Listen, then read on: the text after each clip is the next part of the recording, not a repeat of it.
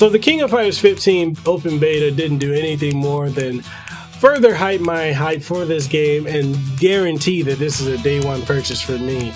I cannot wait for this to come out. We're going to talk about the highs and lows and everything that we learned from the open beta and from my own personal experience in this video.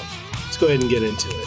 This wasn't written with your comfort in mind. Nah. Made my decision, wasn't tough to decide. Nah. Me and my boys, we get it done every time. Gotta earn it, you can't just jump in the line. You'll get rushed to the side. I top my division, I've been building since I started. In the parking lot, I parked it. I came in while picking targets. My career cannot be tarnished. I'm a champion regardless. Celebrate, but this a different kind of lucha party. We are not alike. Alright, so the King of Fighters 15 open beta that lasted for about roughly 4 days was a doozy. There's a lot that could be said about it. Now, was, the rollback netcode perfect? No. How did the characters feel? I thought that, especially my characters, Kyo and Iori, felt really good.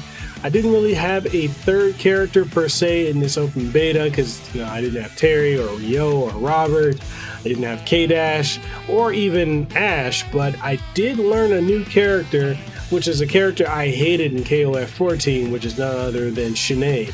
And learning Shunei and how he is, his maneuverability in the air and his setup games and rushdown methods that you can utilize with him, I had a lot of fun with that.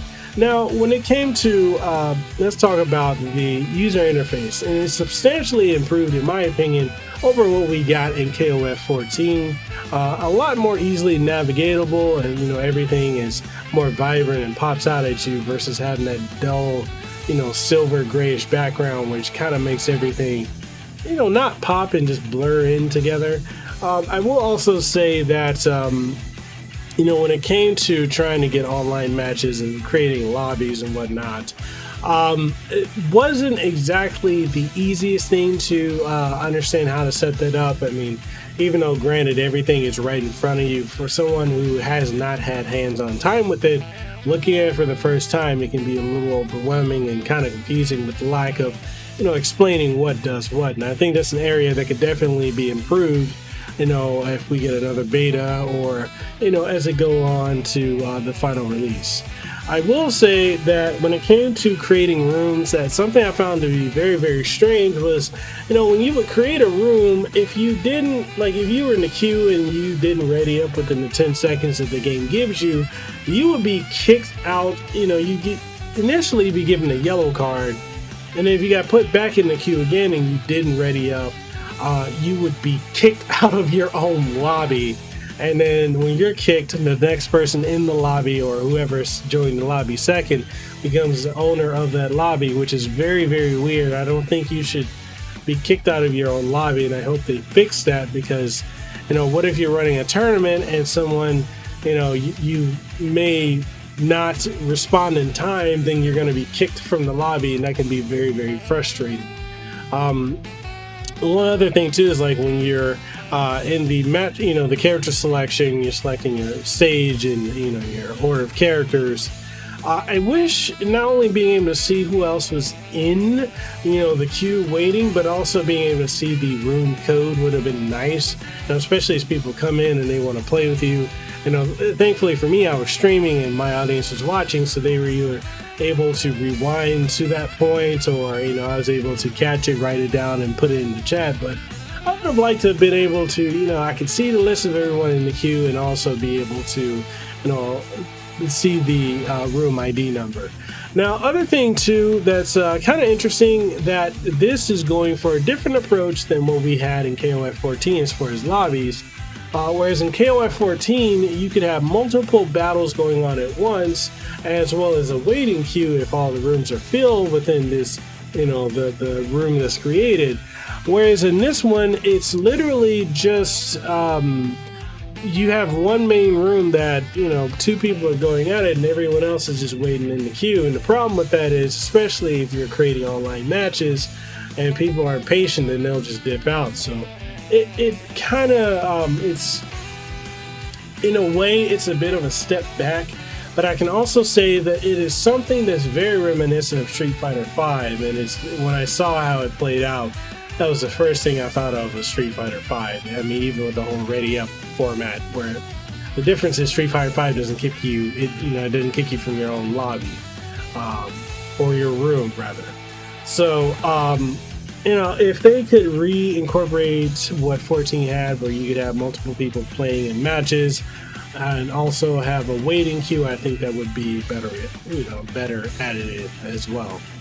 Now, as far as getting matches, I was getting matches back to back to back, like compared to something like Street Fighter V or other fighting games online, it was just instantaneous how I was just like, I could create a room, boom, I got people hopping in there, or I could go searching for a room, boom, I find one. Like there's, if I were to compare Street Fighter V online, I would literally be waiting. I could do half an hour of trying to find matches online on Street Fighter V, and within half an hour I get like 1 to 2 matches, whereas in this one, in that same time span, I probably had 20 or 30 matches, rather closer to, 15 to 20 matches than 30. But still, you understand what I mean.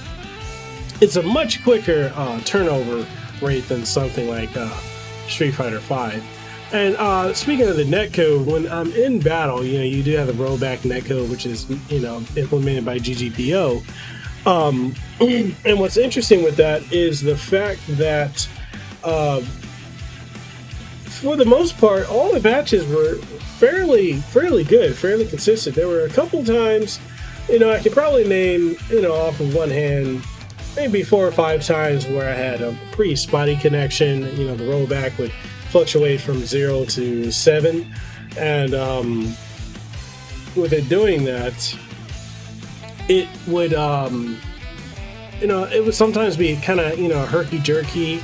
There were times when going into the match it would just kind of freeze, and it's almost kind of like it was loading in, like it was like Neo Geo CD days, or it would freeze at a black screen. I could have like one match and then go to a black screen, and then after that, the person I was playing gets booted, and I'm not sure if that's because of their poor connection or if it was just, it was too many people on the network at the time. But that was something I ran into as far as network issues. But for the most part, I mean, it was a very smooth experience through and through. I just absolutely loved how the game played. As far as online, like I could still relatively play as comfortably as I would, playing CPU or someone was sitting next to me playing. Outside of that, some of the new mechanics that are featured in this one is such as being able to do EX moves using half a meter, or being able to use auto combos, but them requiring you to be in very close proximity to your opponent. Also being able to switch out using not just weak punch, but any of the buttons on the face to vary it up, and whatever your last button presses, that dictates what your STM or desperation move will be. I like that they toned down the auto combos, although I will admit, as someone who's grown up playing KOF from 94 to now, I did not like the implementation of auto combos in 14. I get it, you're trying to bring in new players, but there are certain characters like, say when we get to play Joe Higashi, or if you play Joe Higashi in KOF 14, where auto combos kind of mess up his rapid punch capability, where you just have to press heavy punch instead of light punch. And it's something that I wish that there would be an option to turn off auto combos, because I personally don't like it. I see some benefit to using it, and I did use it a couple of times in online matches, but I do feel like it would be better if we just could turn it off entirely, or it just be something, based on your skill level, it auto configures that way. But I don't know. I would like it to be off, but I do like that it's not as easy to activate as it was in 14. So that's always a benefit. I will also say that another thing that I do find interesting with this game is the Shatter Strike. A lot of people feel that the Shatter Strike can easily be abused, especially since once you initiate it, you can immediately go and start punishing. I didn't find the Shatter Strike to be that much of a hindrance. I thought that it made, the battles have a a very dynamic flow to him. Like at any moment, someone could do a shatter strike, and then boom, the tables turn, the tides turn as well, and you just never know where the battle is going to go. So I like the shatter strike functionality that's in this. I will say some of the tweaks of the characters like Kyo and Iori in comparison to how they played in 14. I can even throw in Shunei as well. Iori feels heavier and slower than he did in 14. His moves do feel like they hit a lot heavier, like a lot harder, way more punishing, but he's got slower startup time on his 108 Cheeky, and his maiden masher does have, when he throws his arms up, there is a little bit of a delay, which can give the opponent the ability to avoid getting hit with it, which I would say if you can do like a shatter strike and go straight into a maiden masher, or you could do your CD, standing CD or running CD, and then just go straight into it, especially if you get the wall bounce effect. That would be the way to use his main masher. Kyo is slightly slower. His punches feel like they hit a lot heavier than they did in 14, and he doesn't feel dramatically different. I know a lot of people were complaining about Kyo that his RED kick has a different input than what it normally is. His back and then half circle back kick. I believe it's inputs, and a lot of people are saying it threw him off. Honestly, I've been doing Kyo's RED kick the same since like 96, so I didn't even notice that the input was different until I saw people talking about it on Twitter. It kind of is what it is. Shunei felt radically different. He felt faster, lighter. He also felt like he took damage a lot more. Like his damage balancing was, he was easier to get hurt in this one than he was in previous entries. But yeah, that's the biggest thing that I noticed. I will say the graphics too, like the stages, graphics look really good. Some of the stage animations could be, I would say, a little bit improved. I will say like certain levels where the background characters are moving at roughly, I want to say like 24 frames, maybe 19 frames per second in comparison to the 60 frames per second of the action up front of your two main fighting characters. Some special effects like explosions and sparkles kind of look cheap, and they could, use a little one over, it's a little TLC to look better. But outside of that, levels look really good. Character models look really phenomenal. The SCMs look really astounding. I'm trying to think, is there anything else I can really say? I can't really think of anything else. I would say like playing this on pad or playing it on stick or fight stick, it feels good. The inputs feel good. It feels like this is what 14 should have been, and the best way I can really give my opinion on it is it's a perfected 14 with aspects of 13 and 11 added in, and it feels good. It feels really good. It's a very fun fighter, and I think it has a strong capability of being the fighting game of the year for 2022. I do think it's interesting, and this is more so something that I just see when it comes to people jumping into King of Fighters or SNK fighters in general, is the learning gap, because there's a lot of people that come in from playing Street Fighter 4, Street Fighter 5, or from playing any of the ArcSys Works games, or from playing the NetherRealm Studios games, and they struggle with playing KOF. Even though KOF has a lot of the same fundamentals as Street Fighter, it is a very radically different game that is, it's a thinking man's game, because you need to stay on your toes and always be moving forward, whereas it's something that I think a lot of people, ultimately kind of struggle with. But all in all, I think it's been interesting seeing pro level players and others who are Street Fighter 5 only, Street Fighter or Capcom Fighting only players hop in and play, and they just absolutely just struggle and get obliterated online. But outside of that, I have nothing bad to say about the game. I'm looking forward to it. Controls are great.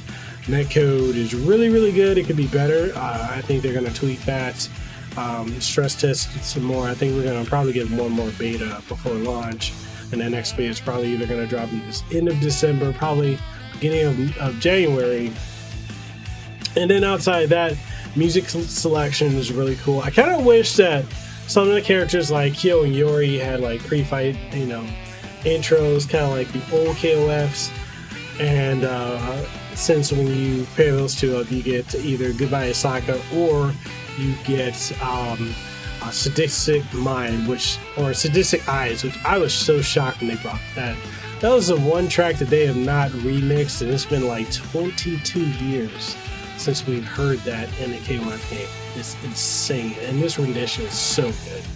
But outside of that, yeah, I had a lot of fun with it. I'm sad, I'm like that Wolverine or X-Men meme with Wolverine looking at the photo, and I'm just looking at I'm Wolverine looking at a picture of KOF15, and I'm just like, I want to play it some more. I had a lot of fun with it.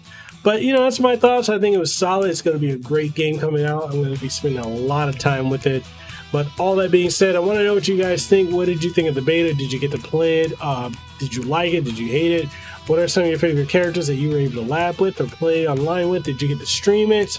What are your thoughts on where the plot's going to go, or what some of the character combinations? Because this is one of the more creative mixes of characters I've seen since KOF 11. It's not to the crazy extent that 11 was, but it's not as safe as what 13 and 14 were either. But whatever your thoughts are, let's get the conversation going in the comment section below. And if you want to take the conversation further, we do have Discord as well as Guilded with links to those in the description below. We have a lot of KOF talk and a lot of gaming talk in general, so hop on in there. If you want to support what I do here, we got merch over on Teespring and TeePublic, as well as channel memberships and Patreon. So if you want to support that way, that's there as well. And all that being said, I'll catch you guys in the next one. Deuces well, too sweet, be the elite. I'll see you when I see you. Peace. Mahalo for making it to the end of the video, and if you found anything of importance or substance that you gained from watching this, make sure you leave a comment down in the comment section below. If you haven't already, make sure you sub to the channel and ding the notification bell. That way you stay up to date on all the content that you get from my channel, from podcasts, streams, reviews, impressions, reactions, and so much more. If you want to support what we do have channel memberships, we've got Patreon, we've got Subscribe Star, as well as coffee, which I would love to be drinking some coffee right now, which I am. That's some good coffee. But anyway, we got all of that, and we also have merch on Teespring and TeePublic, so make sure you go check that out. And all that being said, I just hope to see you in the next video that I put out. So hey, see you around.